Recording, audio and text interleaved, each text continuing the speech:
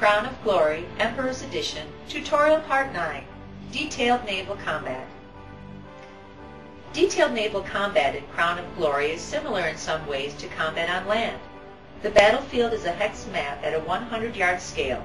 Units move and attack in turn. Fog of war, weather, battlefield smoke, and morale rules are all in effect.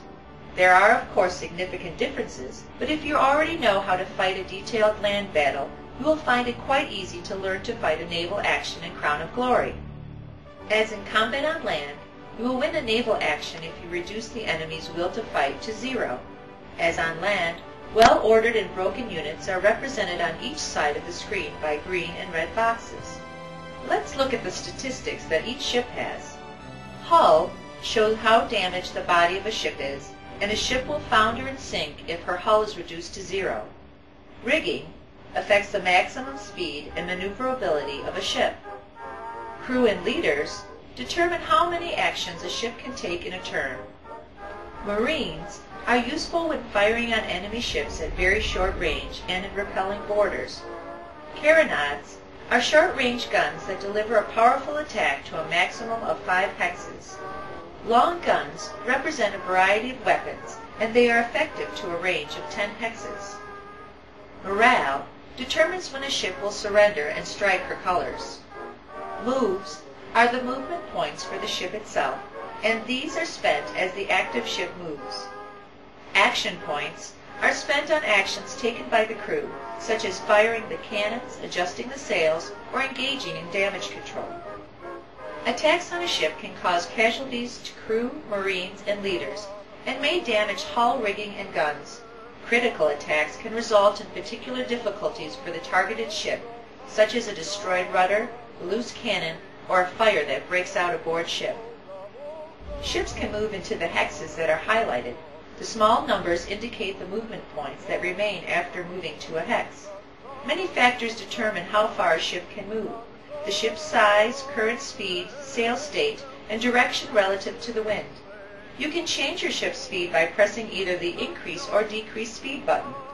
You can also adjust your sails to one of 5 states, from furled to full. It does not take an action point to change speed, but each change in the sails requires 1 action point. Ships can attempt to sail with the wind, at an angle to the wind, or close hull to the wind.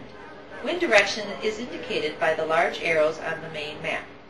Once you've closed with the enemy, your goal is to cripple your enemy's ships, and then either capture them by sending over a boarding party, or to fire on them until either they strike colors and surrender, or they are hulled and unable to fight any longer. To fire, simply move the cursor over the target vessel.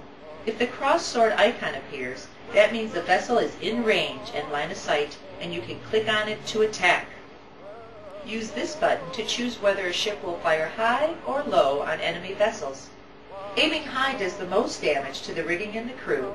Aiming low does more damage to the hull and the guns. Each ship also has the option of firing with round shot, chain shot, or canister shot. Round shot is better against the hull and guns.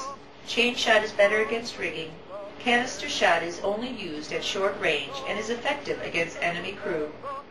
When a ship is firing, the facing of both the attacker and defender is very important. Ideally, you should try to target the most vulnerable parts of the enemy vessel from the broadsides of your ship. Enemy vessels that have been partly incapacitated are ripe for capture, and this is done by moving to a hex adjacent to them and attempting to grapple by pressing this button. If a vessel has been successfully grappled, then you may attempt a boarding action to send over a boarding party of marines and crew. Success in boarding depends on the relative crew strength and the morale between the ships. If a ship is captured, it can be turned against the enemy, but if it is too badly damaged to fight, it can be towed to safety by means of the tow button. As you will find, different types of ships perform very differently in battle. Frigates, for example, are quick and easily maneuvered, and therefore excellent for pursuing damaged vessels. First-rate ships of the line, on the other hand, might be slower, but can unleash much more devastating broadsides. In addition, as your fleets engage in combat over the course of the game, they will gain more and more experience, and this is partly reflected in the availability of special abilities that give individual ships particular attributes that can make them especially effective in combat. So be sure to use the ships that are best suited for your goals, and to use them in ways that will achieve the best results. This concludes the 9th tutorial. Please refer to Chapter 13 in the game manual for more information on detailed naval combat.